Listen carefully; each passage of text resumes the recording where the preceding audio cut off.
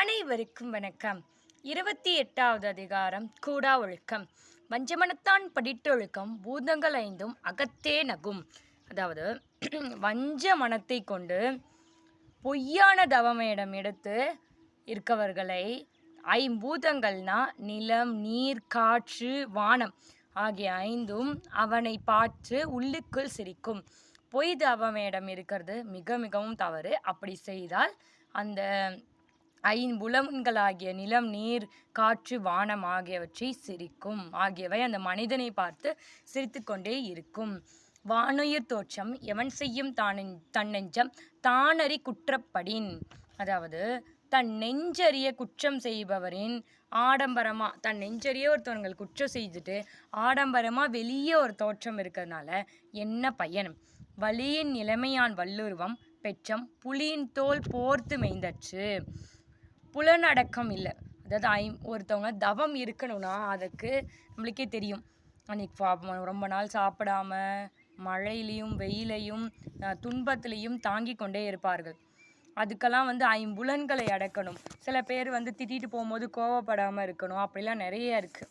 அந்த ஐம்புலன்களை அடக்காமல் சும்மா பொய் தவமேடம் இருக்கிறவர்களுக்கு இப்போ பசு இருக்குது.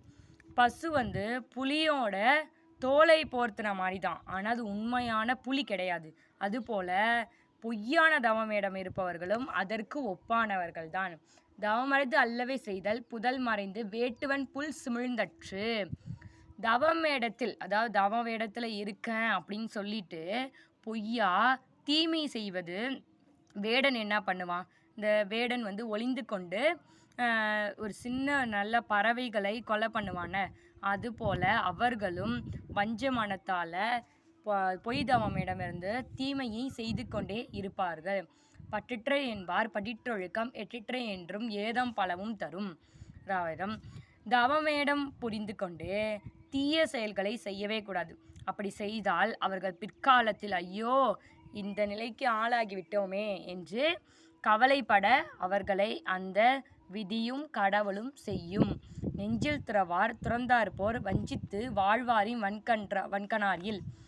மனதார ஆசைகளை துறந்தால்தான் அது தவம். ஆனால் ஆசைகளெல்லாம் துறக்காமல் பொய்யா உலகை ஏமாற்றி பொய் தெய்வம் புனைபவர்களை கொட்டியவர்கள் இந்த உலகத்தில் யாருமே இல்லை. பொய் தவமிடமிருந்து மக்களை ஏமாற்றுவது என்பது மிகப்பெரிய கொடுமையாகும். புறங்குன்றி கண்டேனும் அகம் குன்றி மூக்கிற்கரியார் உடைத்து. குன்றிமணின்னு ஒரு விதை இருக்குது. அந்த விதை என்ன பண்ணுன்னா வெளியில் நல்ல சிவப்பாக அழகாக இருக்கும். ஆனால் அதோட மூக்கு கருப்பாக அப்படி கருத்து இருக்கும். அதுபோல் பொய்தவமிடம் இருக்கிறவர்களுடைய தோற்றம் மட்டும்தான் குன்றிமணியின் வெளி தோற்றம் போல இருக்கும். அவர்களுடைய மனது எப்போதுமே கருத்தவர்தான். அவர்கள் மனதில் எப்போதுமே கருத்தவர்கள்தான். மனத்தது மாசாக மாண்டார் நீராடி மறைந்தொழுகும் மாந்தர் பலர். மனதில் குற்றங்கள் கொண்டு புண்ணிய தீர்த்தங்களில் நீராடி அலையும் போலிகள் உலகில் நிறைய இருக்கிறார்கள்.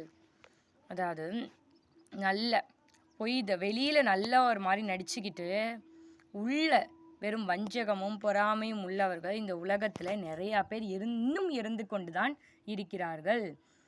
கனை கொடுதி யாழ் கொடு செவ்விது ஆங்கன்ன விடைப்படு பாலால் கொழல். அதாவது அம்பு இருக்குல்ல, அம்பு நேராக தான் இருக்கும். ஆனால் நேராக இருந்தாலும் அம்பு கொடியது தான்.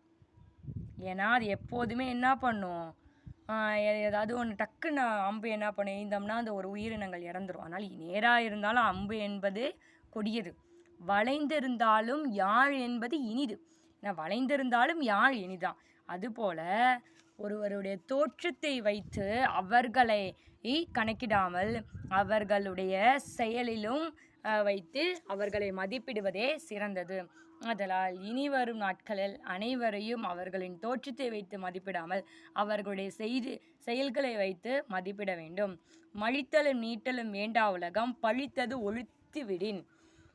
சான்றோர் பழித்த தீய ஒழுக்கத்தை எல்லாருமே விட்டு விட்டால், அதாவது இதெல்லாம் தீமைன்னு நம்ம சான்றோர்கள் சொல்கிறாங்கன்னா அது எல்லாத்தையும் நம்ம விட்டுட்டு இருந்தால் அது மிகவும் நல்லது. அதை விட்டுட்டு வெளில உள்ள தோற்றம் வேணவே வேண்டாம். அப்படின்னு பொய் தவமிடம் இந்த உலகத்தில் தேவையில்லை. அது மாதிரி வெளி வேடங்களும் தேவையில்லை. அவர்களுடைய மனசை புரிந்து கொண்டாலே நாம் போதும். நாளைக்கு 29வது அதிகாரத்தில் உள்ள 10 குறள்களையும் அதனுடைய பொருள்களையும் விளக்கமாக பார்க்கலாம். நன்றி.